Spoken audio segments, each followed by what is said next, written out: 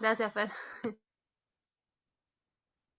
Así Maca Bueno, se pone más nerviosa. Un amor. bueno, el testimonio es vivan los vínculos familiares. Eso es acá lo que pidieron. Muchos de ustedes ya conocen a mi familia, pero igual la presento, ¿no? Bueno, primero yo soy Maca. Eh, Mi papá se llama Eduardo, mi mamá Graciela y mi hermano Manuel. Somos nosotros cuatro. Para los que... Sí, no, estoy mirando los nombrecitos, ya creo que todos me conocen. Pero bueno, algunos los conocen más de cerca, otros personalmente. Pero bueno, más o menos tienen ahí como la visión de la familia un poquito.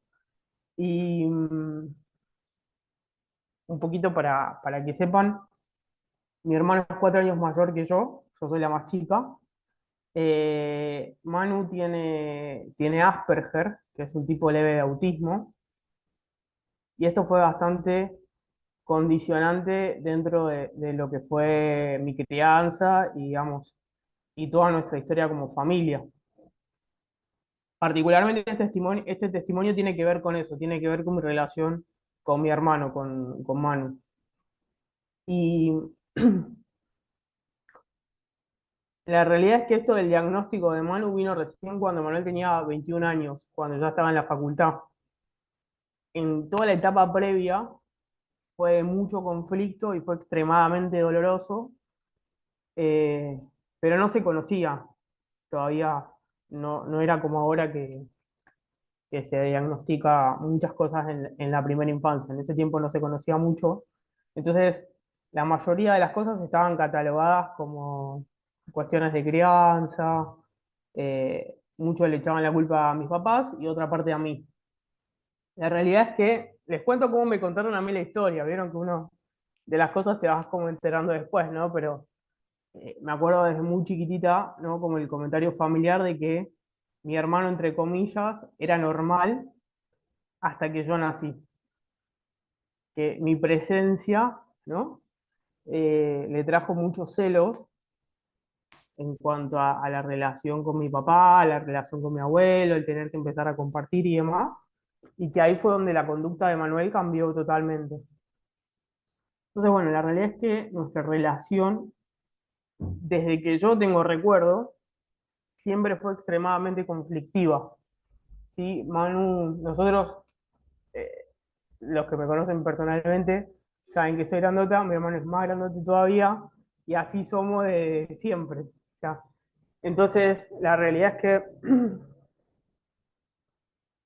estos celos que Manu tenía, ¿no? Se empezaron a manifestar eh, en cuestiones de rechazo hacia mí, ¿no? En cuanto a juegos, en cuanto a cosas, y también en cuanto a violencia física, en un primer momento.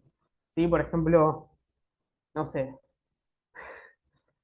les cuento las cosas que a mí me contaban, vieron que yo, pero cuando yo era chiquita, él hizo como si fuese con un cajón, como una nave espacial, le puso dos vasitos de plástico con algodón adentro, como que fuesen los propulsores.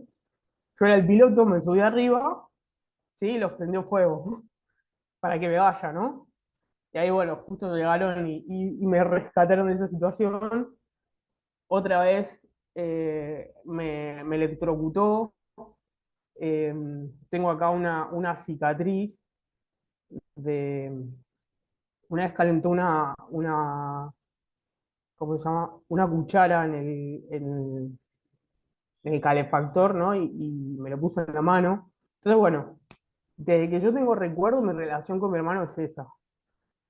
Lo cual, obviamente, eh, en lo personal, a mí me generó desde, ¿no? El tiempo de antaño mucho miedo y a su vez como esto, la sensación de mucho rechazo, ¿no? O sea, lo típico de una hermana que mira a su hermano más grande, ¿no? Buscando amor, aceptación, jugar y esas cosas.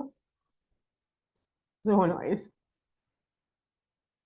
algo bien doloroso y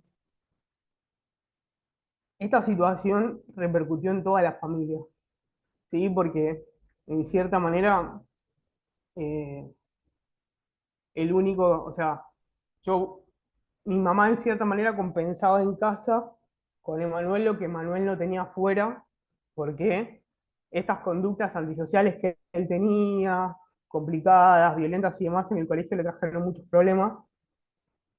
Entonces, de alguna manera, mamá compensaba dentro lo que él no tenía afuera. A su vez, papá llegaba del trabajo, escuchaba todas las cosas que habían pasado durante el día y, y era, entre comillas, el que ponía límites también, con toda su precariedad, ¿no? O sea, criado por un hombre de campo, entonces mucho de su límite con él era los bifes, entonces Emanuel también tiene, nada, mucha herida con eso, pero la realidad es que nuestra relación era muy conflictiva y comenzó a ser muy disfuncional nuestra realidad familiar. Eh, Como que uno, o sea, papá tiraba más para mí, mamá tiraba más para Manuel. Entonces, cada uno, ¿no? Con sus figuras bien marcadas y a su vez con ausencias muy marcadas de la otra figura.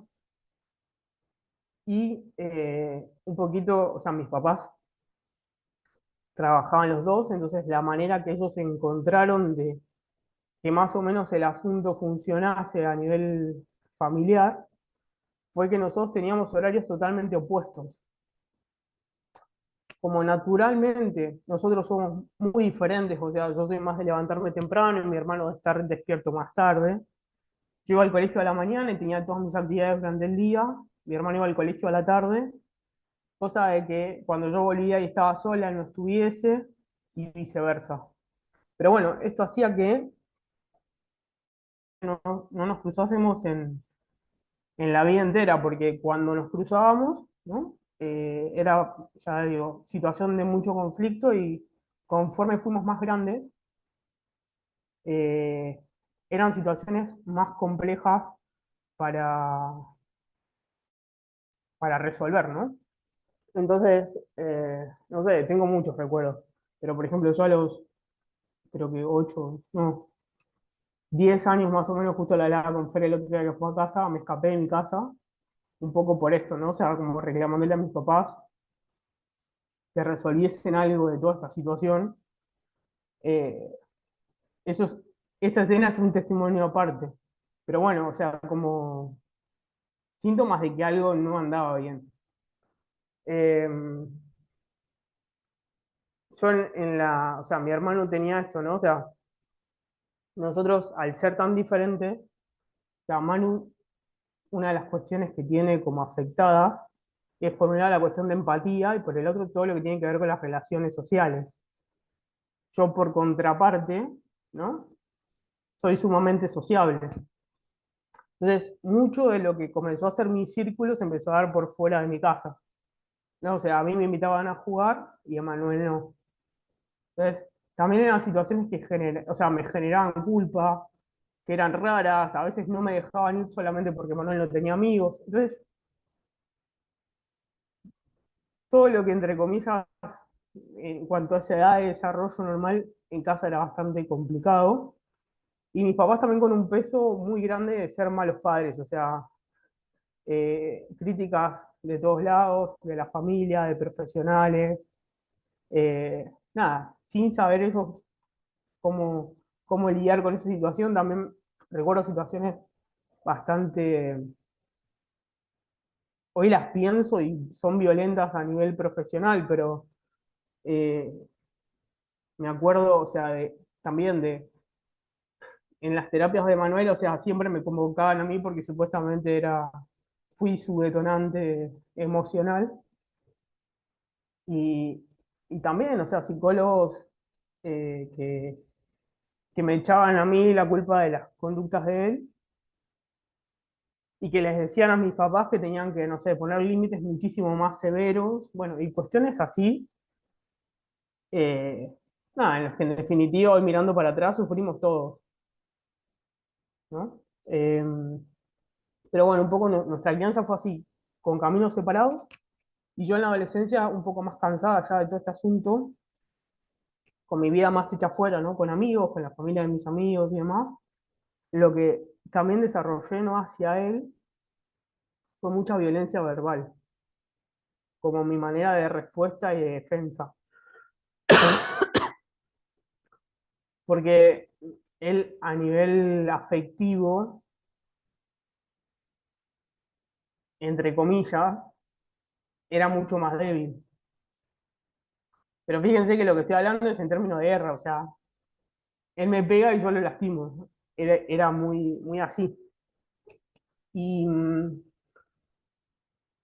tuvimos como un momento límite en una experiencia cuando mis papás se fueron de viaje, ya éramos grandes, fue el año antes que yo entrase a la universidad. Y bueno, veníamos bien y de la nada, por un tema de lavar los platos, Emanuel se saca, me agarra, yo, nada, tengo la piel muy sensible, me marco de la nada, pero quedé marcada de esa situación. Y yo me encuentro en esa escena, eh, como viendo qué agarrar, o sea, viendo como con qué pegarle a mi hermano. Y yo ya tenía para esto, creo que 18 años. Entonces, nada, los que me conocen saben que no son tipos de respuesta mías. Entonces, a mí esa situación internamente me violentó muchísimo. Me hizo pelota. Y nada, ahí fue como que también afiancé, perdón, afiancé esta decisión de irme a estudiar afuera. No, como que ahí la terminé de decir, o sea, necesito aire y también mis papás de comprender que ya hay una seguridad que ellos no podían darme. Al año siguiente me vengo a estudiar a Buenos Aires y bueno, la relación con mi hermano hasta ese momento era esta. Eh, nosotros, él, siempre que discutíamos, Emanuel siempre decía lo mismo, ¿no? Yo no tengo hermana. Era como ya un poco su muletilla, pero ante cualquier situación era como su comentario y un poco un poquito la realidad afectiva de la situación. O sea, es fuerte lo que digo, pero, o sea, honestamente, ni yo lo quería a él ni él me quería a mí. Era como así.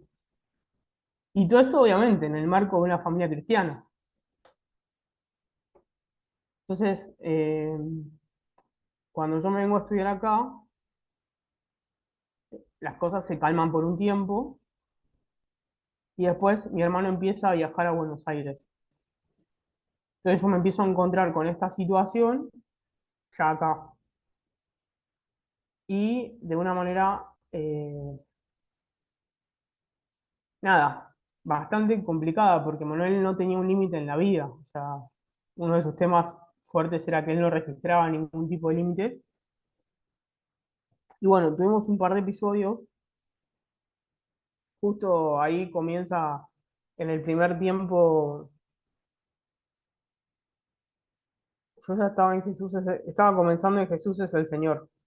Creo que ya estaba comenzando con la vicaría no, con la región. Porque una de las situaciones, me acuerdo, fue después de que volví de la casa de Tere, que Manuel desapareció todo el día. Bueno, y a la noche vino y nada, situaciones complicadas, y amenazó que iba, yo le dije, bueno, como que él ya se tenía. Y no se quería volver para Mar del Plata. Yo no lo podía seguir teniendo en casa porque tampoco sabía cómo manejarlo. Y bueno, entonces me amenazó que iba no sé, a pegarle al portero, bueno, cosas así, locas. Y nada, al final se fue con un amigo, pero bueno, eso para mí fue acá una situación límite, ¿no? O sea, yo llamé a casa y dije, o sea, como no sé, háganse cargo ustedes de que tienen un hijo que no tiene un límite en la vida, yo no lo recibo nunca más acá. como corto totalmente las relaciones. Yo para esto había comenzado con una psicóloga, que fue la que me acompañó muchísimo en esta primera etapa, ¿no? Como,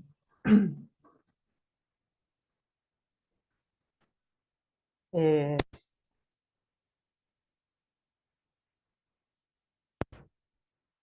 besos de Malu para todos.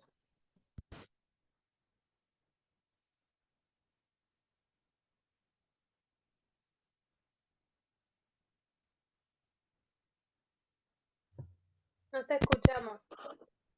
¿Ahí me escuchan?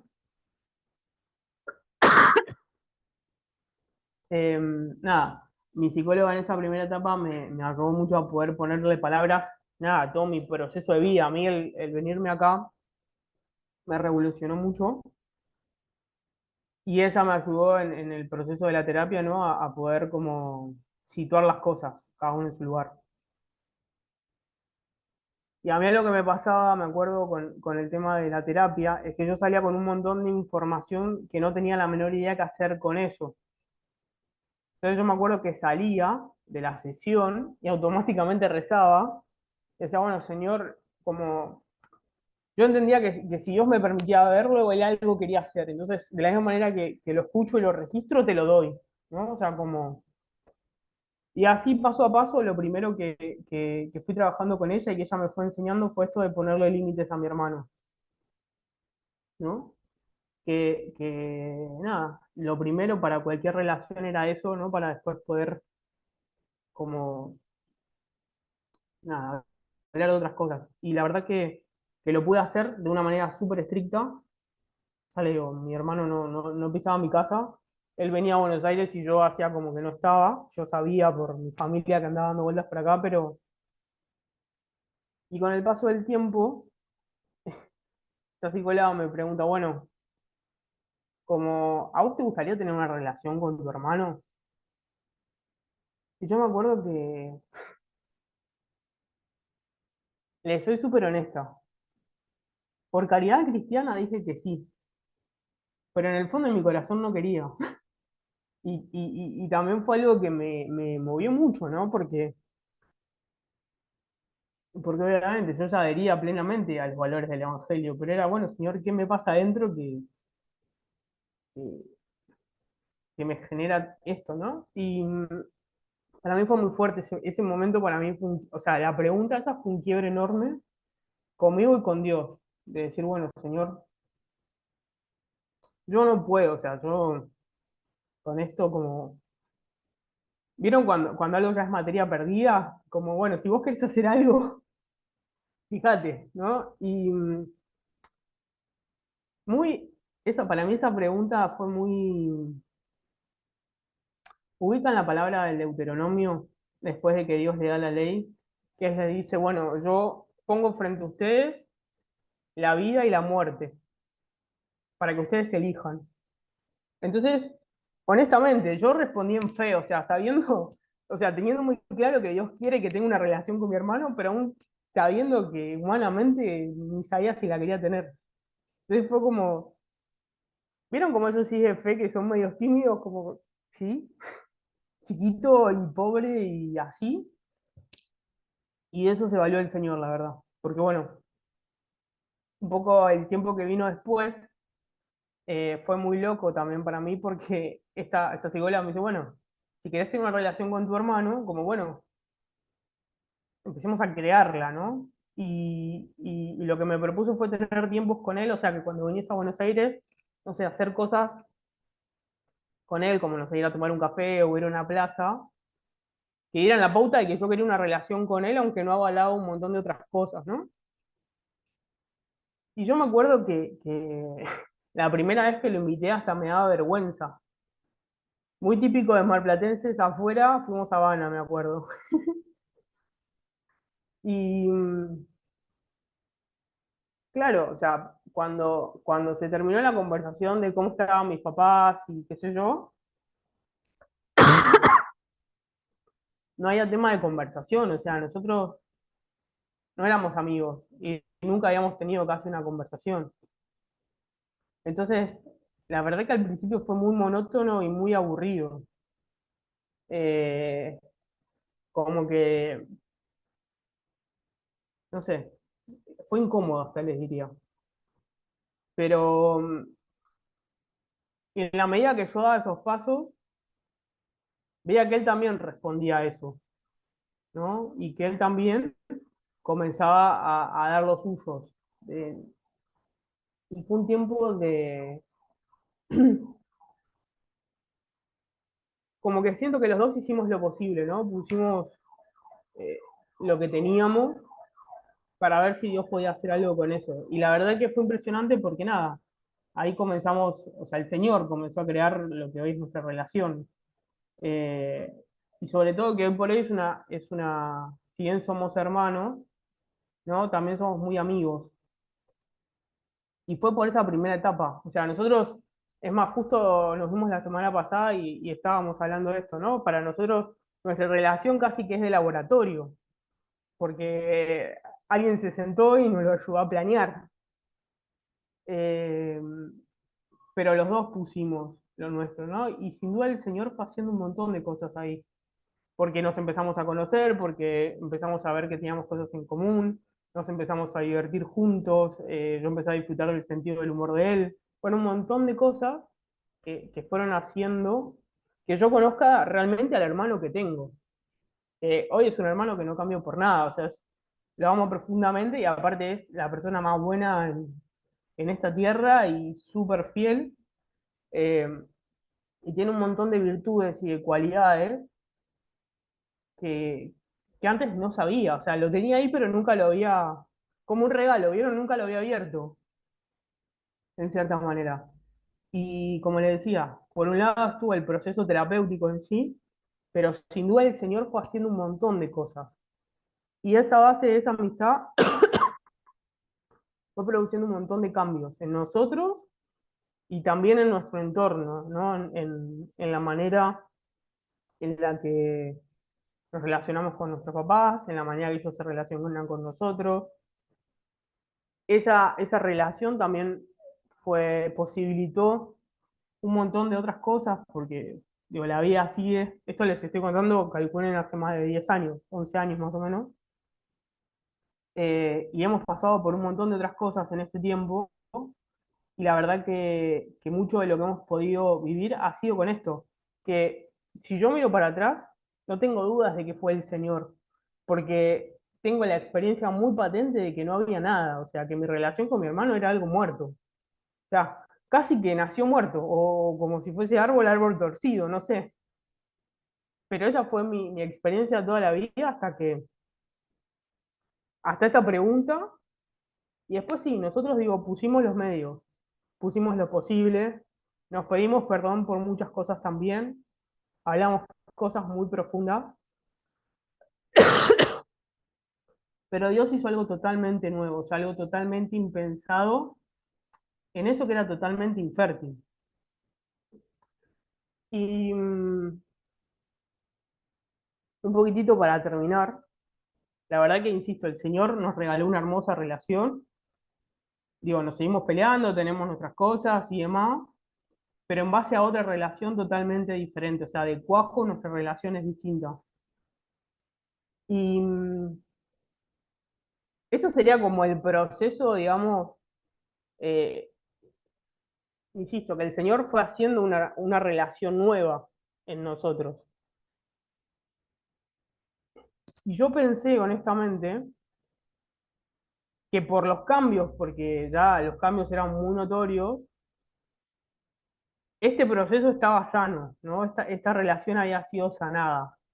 Era como, bueno, cambios igual sanación. Y me encontré en este proceso que no.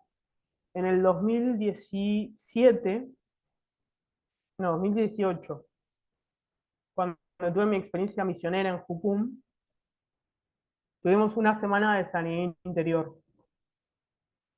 Y cuando me administraron sanidad interior, cuando oraron por mí, me acuerdo que teníamos que hacer una lista de preguntas y un montón de cosas. Me acuerdo que cuando la persona que oraba empezó a orar por mí, eh, empezó a orar por mi hermano, o sea, por mi relación con mi hermano, y yo tuve un quebrantamiento muy fuerte y una liberación muy grande también, ¿no? O sea, muy fuerte, eh, sentí una liberación de una raíz de rechazo muy grande. Eh, Porque sin duda el- los vínculos fundantes, ¿no? Eh, Esas heridas son muy profundas. Entonces hago como esta distinción entre lo que sería la herida afectiva, psicológica y todo lo que se trabajó, de una herida espiritual que es mucho más profunda, porque nosotros estamos hechos para amar y para ser amados. Entonces todo lo que son heridas de amor dejan una huella muy profunda, que aunque lo humano parezca que está restablecido, restaurado y demás, Dios tiene que hacer lo suyo ahí, como...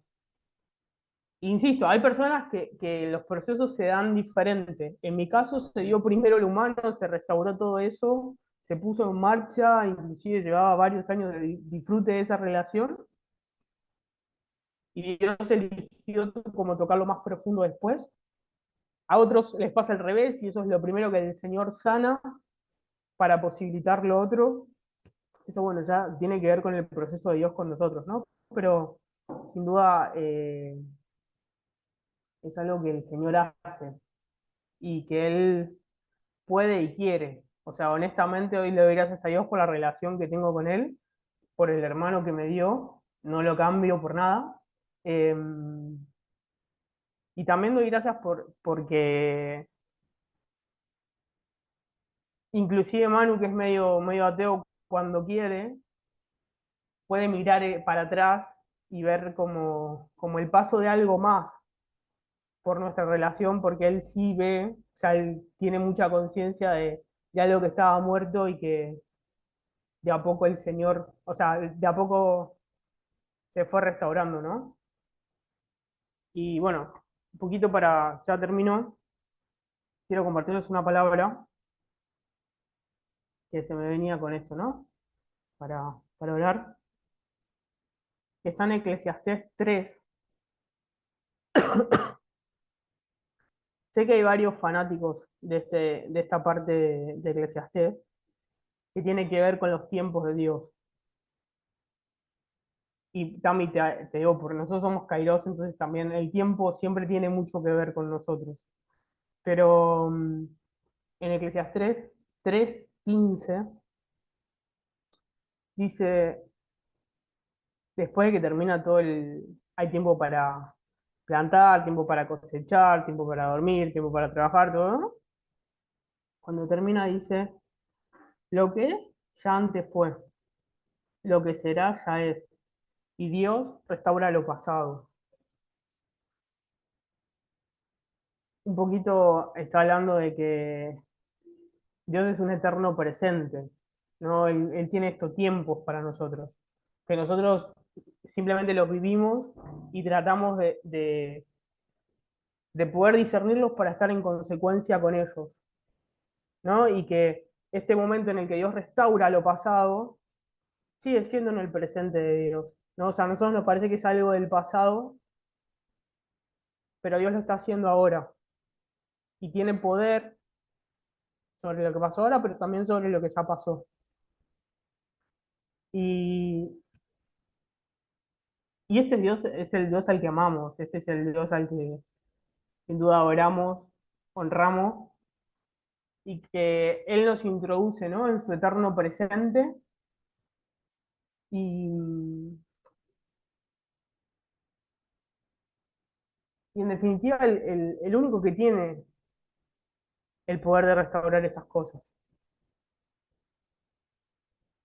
Y sobre todo, de hacer algo nuevo, ¿no? Algo diferente y algo único, algo que es suyo.